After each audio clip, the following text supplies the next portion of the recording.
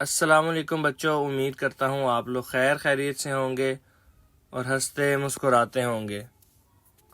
तो आज का हमारा अल्फ़ाबेट है यू। आज का हमारा अल्फ़ाबेट क्या है? यू। तो बच्चों मिडल में कैसे आएगा यू? बिजी, ये मिडल में आया है यू। और एंड में कैसे आएगा? मेन्यू। मेन्यू इसके एंड पे यू आता है।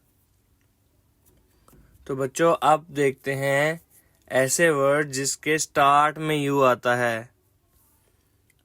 You for umbrella, you for unicorn, you for uniform, you for USB, you for earn. Allah Hafiz.